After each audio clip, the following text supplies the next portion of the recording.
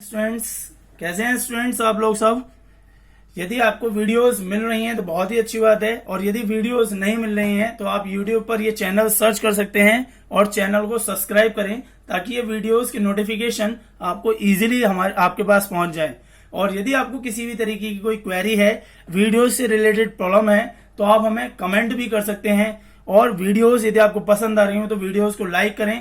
इन number पर आप अपनी क्वेरी को कॉन्टेक्ट कर सकते हैं और राहुल सर आपकी प्रॉब्लम को जरूर सॉल्व करेंगे। स्टूडेंट्स, चैप्टर फर्स्ट की सभी वीडियोस आपको अपलोड कर दी गई हैं, आप उन्हें चेक कर सकते हैं, देख सकते हैं और नोट्स बना सकते हैं। आज हम चैप्टर 2 के बारे में बात करेंगे। चैप्टर 2 है आपका acid, base and salts. So students, one by one करके हम इसके बारे में डिस्कशन करते हैं। देखिए, हमारे जो केमिस्ट्री के आपके टोटल एलिमेंट्स हैं वो हैं 115। सो स्टूडेंट्स, उन एलिमेंट्स में भी कुछ आपके कंपाउंड हैं जो बहुत सारे उन एलिमेंट्स से मिलकर बनते हैं, और उन कंपाउंड्स को उनकी केमिकल प्रॉपर्टीज के बेस पर अलग अलग रूप से क्लासिफाई किया गया है। और उन्हीं को 3 ग्रुप आपके जो बनाए गए हैं, उनमें एसिड है, बेस है, सॉल्ट्स है। अब हम बात करते हैं इन तीनों को आइडेंटिफाइड करके कैसे अलग अलग ग्रुप में डिवाइड किया गया। तो स्टूडेंट्स, ये तो आपको पता है कि जब हम किसी को आइडेंटिफाई करेंगे या इंडिकेट करेंगे, बस वो इंडिकेटर रहेगा। इसी तरीके से केमिस्ट्री में भी कंपाउंड्स को आइडेंटिफाई करने के लिए इंडिकेटर्स यूज किए जाते हैं, जिन्हें बोलते हैं हम यूनिवर्सल इंडिकेटर या general indicator. So students, indicators क्या होते हैं उसके बारे में समझिए।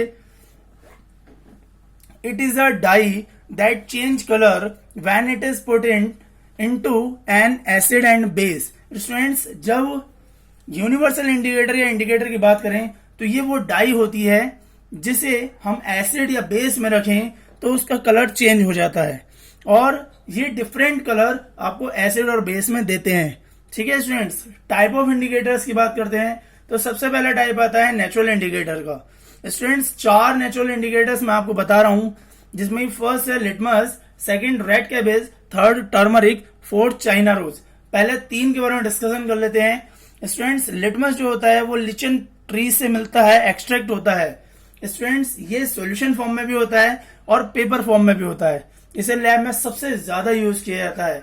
जब हम एसिड में लिटमस को यूज करते हैं तो वो blue colour litmus red colour में कन्वर्ट हो जाता है, और बेस रेड कलर से ब्लू कलर में कन्वर्ट हो जाता है। यानी कि स्टूडेंट्स, यदि एसिड की बात करें तो वो ब्लू के साथ रिएक्शन करता है, रेड के साथ नहीं। और बेस की बात करें तो वो रेड के साथ रिएक्शन करता है और ब्लू के साथ नहीं। वहीं हम रेड कैबेज की बात करें तो रेड कैबेज ये जरा सा इन्वर्सली हो गया है।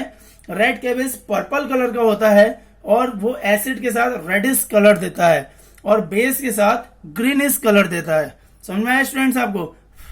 और रेड कैबेज की बात करें तो रेड कैबेज जो होता है हमारा, ये आपका रेड कैबेज पर्पल कलर का होता है, एसिड को रेडिश कलर में रिप्रेजेंट कर देता है, टर्न कर देता है, और बेस को ग्रीनिश कलर में कन्वर्ट कर देता है। वहीं टर्मरिक जो होता है वो एसिड के साथ कलर चेंजिंग नहीं करता है, जबकि बेस के साथ रेडिश ब्राउन कलर में कन्वर्ट हो जाता है।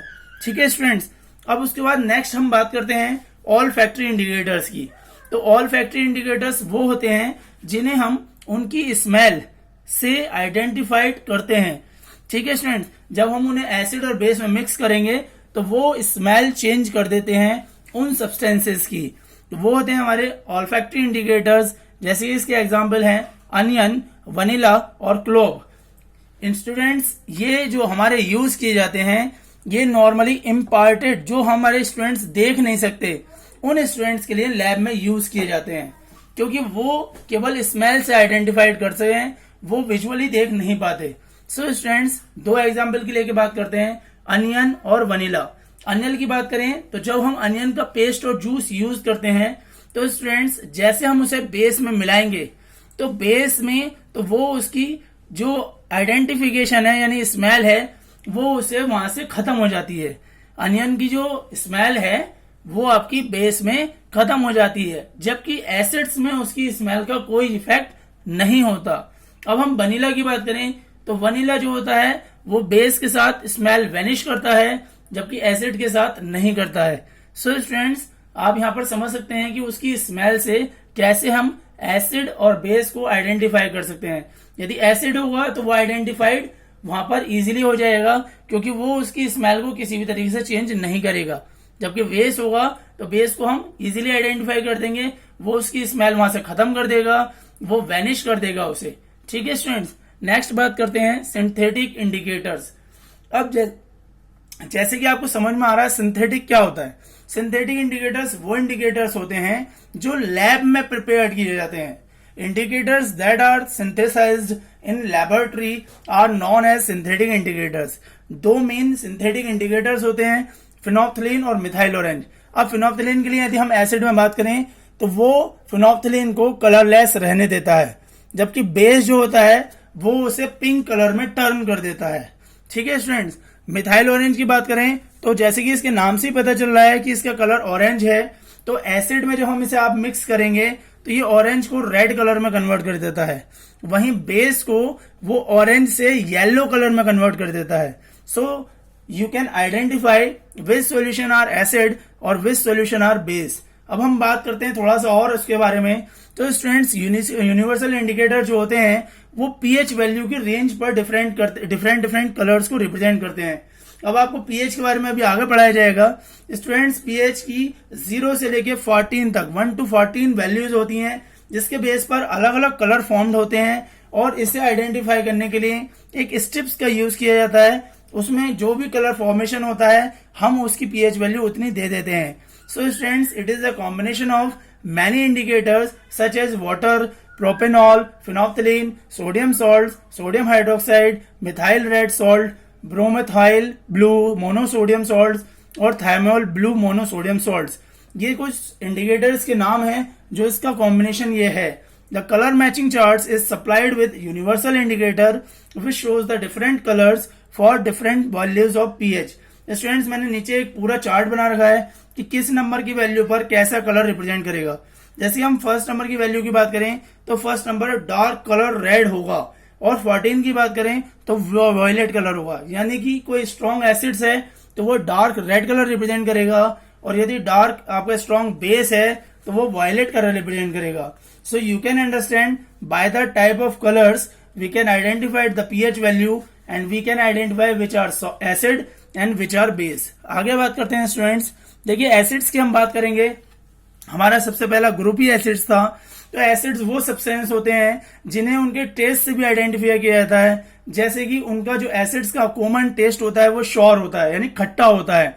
एसिड्स जो होते हैं ब्लू लिटमस को रेड कन्वर्ट कर देते हैं। हमारे कुछ कॉमन फ्रूट्स हैं जैसे कि raw mango, raw grapes, lemon, orange, tamarind, ये सब खट्टे होते हैं, और कर्ड भी, दही भी खट्टा होता है। स्टूडेंट्स, ये हमारे कुछ कॉमन आसपास की यूज होने वाली चीज हैं। इसके अलावा एसिड्स जो होते हैं वो प्लांट, मिनरल्स और एनिमल्स से भी हमें आइडेंटिफाइड होते हैं, मिलते हैं, जिन्हें हम कहते हैं ऑर्गेनिक एसिड्स।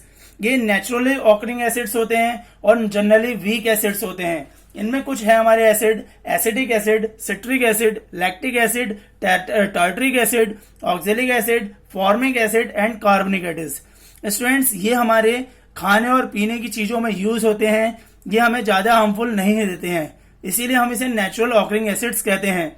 इसके बाद दूसरे टाइप के एसिड्स की बात करें तो वो एसिड्स जो हमें अर्थ की मिनरल्स से मिलते हैं, इन्हें हम कहते हैं मिनरल एसिड या मैन मेड एसिड या स्ट्रॉन्ग एसिड कहते हैं। जैसे कि 3 एसिड्स होते हैं इसमें, HCl, HNO3, H2SO4, hydrochloric acid, nitric acid, sulphuric acid. इसके बाद बात करते हैं कंसंट्रेटेड और डाइल्यूट एसिड की। सो स्टूडेंट्स, कंसंट्रेटेड एसिड वो होते हैं जिसमें वाटर का अमाउंट सबसे कम होता है, और डाइल्यूट एसिड वो होते हैं जिनमें जनरली वाटर का अमाउंट ज्यादा होता है। तो स्टूडेंट्स, ये बात ध्यान रखना कि कंसंट्रेटेड एसिड को आप डाइल्यूट एसिड में कन्वर्ट कर सकते हैं। The process of mixing concentrated acid with water is highly exothermic. जब आप कंसंट्रेटेड एसिड में वाटर मिक्स करोगे तो वो क्या होगा, बहुत ज्यादा हीट प्रोड्यूस करेगा। रीजन क्या है, क्योंकि कंसंट्रेटेड एसिड में वाटर का अमाउंट बहुत कम होगा।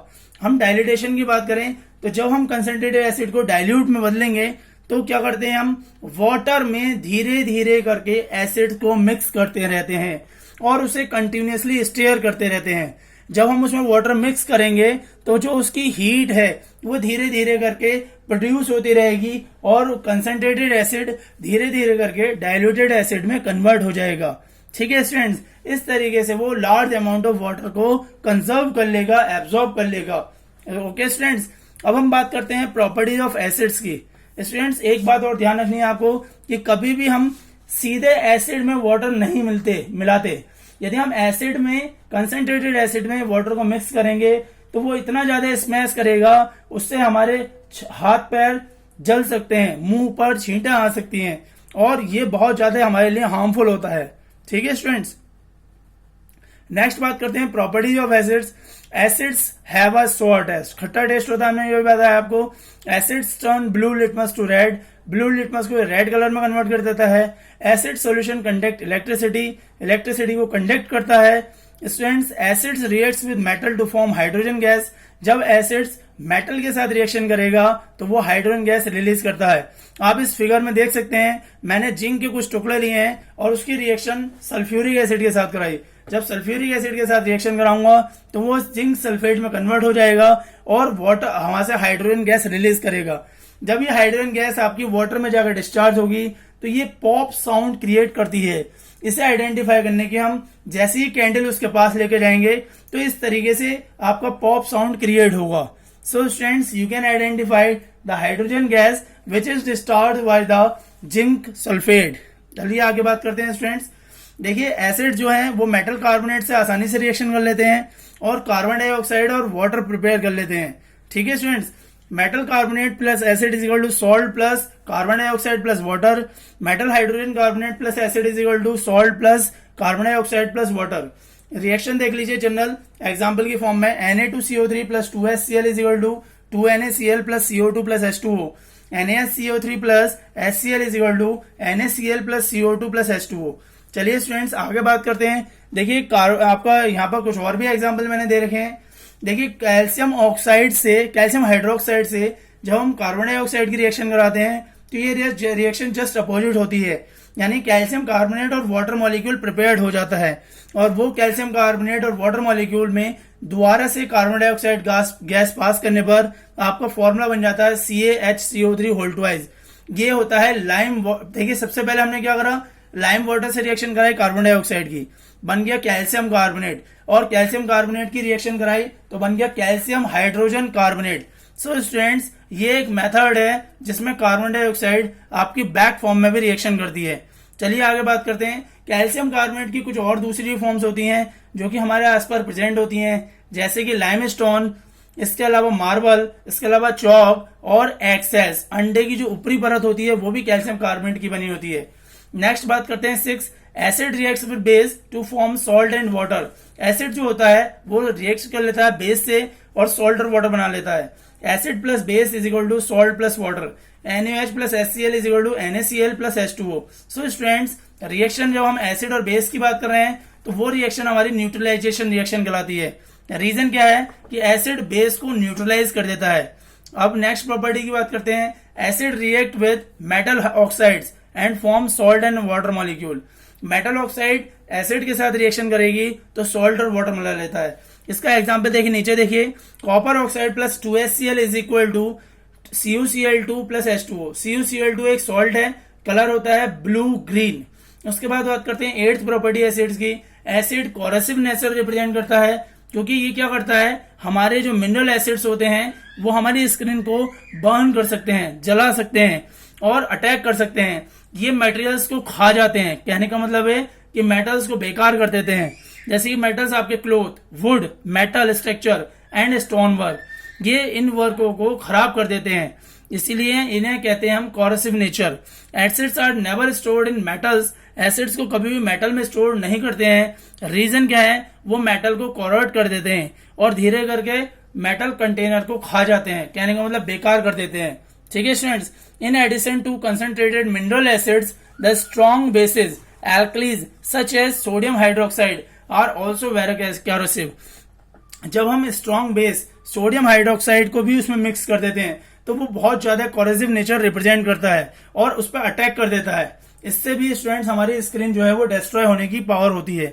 इसके बाद एसिड्स के बारे में और ब्रीफली अच्छे से पढ़ लेते हैं। देखिए, an acid is a substance which dissociate ions और ionic ions and dissolving in water to produce hydrogen ion. जब एसिड्स को हम डिसोशिएट करते हैं उसका, तो डिसोशिएट करने पर वो आयंस में कन्वर्ट हो जाता है और वाटर में वो प्रोड्यूस करता है हाइड्रोजन आयन। जैसे कि रिएक्शन देखिए, HCl की हम ये बात करें तो H+Cl- में कन्वर्ट होगा और H+ वाटर के साथ रिएक्शन करके हाइड्रोनियम आयन H3O+ बना लेता है। ठीक है students, a common theme in all the acids is that they produce hydrogen ion. ये सब इन सब में क्या कॉमन बात है कि ये हाइड्रोजन आयन को प्रोड्यूस करते हैं और वाटर में डिसॉल्व हो जाते हैं। The aqueous solution of glucose and alcohol don't show acidic character. Students एक बात ध्यान रखना कि यदि किसी क्वेश्चन में पूछा जाता है कि ग्लूकोज और अल्कोहल एसिडिक कैरेक्टर क्यों रिप्रेजेंट नहीं करते, तो उसमें आप रीजन लिख देना because there hydrogen doesn't separate out at hydrogen ion, क्योंकि उसमें जो हाइड्रोजन प्रेजेंट होता है वो हाइड्रोजन आयन की फॉर्म में सेपरेट नहीं होता वाटर में डिसॉल्व करने पर। All the acids contain hydrogen, जितने भी एसिड्स होते हैं उनमें हाइड्रोजन प्रेजेंट होता है, but all the hydrogen containing compound are not acid. But जितने भी कंपाउंड में हाइड्रोजन प्रेजेंट होता है वो एसिड्स नहीं होते students. The aqueous solution of N acid conduct electricity, और जो एसिड का एक्वस सोल्यूशन होता है वो इलेक्ट्रिसिटी कंडक्ट करता है। रीजन क्या है, उसमें प्रेजेंट चार्ज पार्टिकल्स जिन्हें हम कहते हैं आयंस। अब ये देखिए साइड में मैंने स्ट्रक्चर बना रखा है, उसमें डाइल्यूट HCl प्रेजेंट है और जब हम इसमें वाटर में आयरन नील डिप करके स्विच लगाते हैं, बैटरी लगाते हैं, तो बल्ब क्या करता है, ग्लो करने लगता है। कहने का मतलब इलेक्ट्रिसिटी सप्लाई होने लगती है। उसके बाद देखिए students, due to the absence of ions glucose solution and alcohol solution don't conduct electricity, distilled water doesn't conduct electricity। इसके अलावा ग्लूकोज सोल्यूशन और अल्कोहल सोल्यूशन के अलावा जो आपके डिस्टिल्ड वाटर प्रेजेंट होता है वो भी इलेक्ट्रिसिटी कंडक्ट नहीं करता। रीजन क्या है कि वो भी आयनिक कंपाउंड कंटेन नहीं करता, ना तो वो एसिड होता है, ना ही बेस होता है, ना ही सॉल्ट होता है। उसमें जो आपके वाटर में H+ आयन और OH- आयन होते हैं वो आयनाइज नहीं होते, चाहे हम किसी में भी डिसॉल्व कर लें। और उसके अलावा जो रेन वाटर होता है, आपका बारिश का पानी होता है, वो इलेक्ट्रिसिटी कंडक्ट करता है। रीजन क्या होता है कि रेन वाटर जो होता है वो अर्थ पर फॉल होने पर एटमॉस्फेयर में जो डिसॉल्व गैसेज होती हैं एसिडिक, जैसे कि CO2, ये एयर में मिक्स होकर आपका हाइड्रोजन कार्बोनेट बना लेता है, यानी कार्बनिक एसिड बना लेता है। और कार्बनिक एसिड्स में हाइड्रोजन आयंस यानी H+ प्रेजेंट होता है और कार्बोनेट आयंस भी प्रेजेंट होते हैं रेन वाटर में। इसी वजह से कार्बनिक एसिड जो होता है वो इलेक्ट्रिसिटी कंडक्ट करता है। ठीक है स्टूडेंट्स, और वो रेन वाटर में मिक्स हो जाता है। The acidic behaviour of acid is due to the presence of hydrogen ion H+ ion in them. The acid produce hydrogen ions only in the presence of water. और जो acids होते हैं वो water की presence में ही hydrogen ion produce करते हैं। In the absence of water a substance will not form hydrogen ion and hence will not show it's acidic behaviour. यदि वाटर वहां पर प्रेजेंस नहीं है तो वो एसिडिक बिहेवियर को रिप्रेजेंट नहीं करेगा। जैसे ये एग्जांपल मैंने लेके दिखाया है, ड्राई हाइड्रोजन क्लोराइड, आपका ड्राई HCl मैंने लिया है, गैस की फॉर्म में है, और ब्लू कलर के लिटमस को यदि हम उस पर कलर करेंगे चेंज करने की कोशिश, तो वो उसे कलर चेंज नहीं करेगा। रीजन क्या है कि उसमें वाटर प्रेजेंट नहीं है, उसमें हाइड्रोजन आयंस भी नहीं प्रिपेयर्ड होंगे। HCl को यदि आप वाटर के साथ मिक्स करेंगे तभी वो H+ आयन को अलग करेगा, क्योंकि H+ आयन क्या करेगा, वो H2O के साथ रिएक्शन करके H3O+ आयन बना लेगा, यानी कि हाइड्रोनियम आयन बना लेगा। ठीक है स्टूडेंट्स, यहां तक आपको एसिड्स के बारे में बहुत अच्छे से पढ़ना है, क्योंकि इसमें से 2-3 क्वेश्चन आ जाते हैं कि एसिड्स हमारे वाटर की एब्सेंस में इलेक्ट्रिसिटी कंडक्ट क्यों नहीं करते और वाटर की प्रेजेंस में इलेक्ट्रिसिटी क्यों कंडक्ट करते हैं, रेन वाटर इलेक्ट्रिसिटी कंडक्ट क्यों करता है, या यदि हम ड्राई HCl गैस लें तो वो हमारा हाइड्रोजन आयन क्योंकि उसमें प्रेजेंट नहीं होते तो वो भी हमारा जो है इलेक्ट्रिसिटी कंडक्ट नहीं करता है। ठीक है स्टूडेंट्स, आप इसे बहुत अच्छे से पढ़िए, इसकी फिगर बनाइए और नोट करके अपनी कॉपी में नोट कर लीजिए। स्टूडेंट्स, अपनी कॉपी में ये नोट्स आपको उतारने हैं बिल्कुल अच्छी तरीके से। यदि आपको फिर भी कोई प्रॉब्लम है, कहीं कुछ समझ में नहीं आता है, तो you can call me on my WhatsApp number.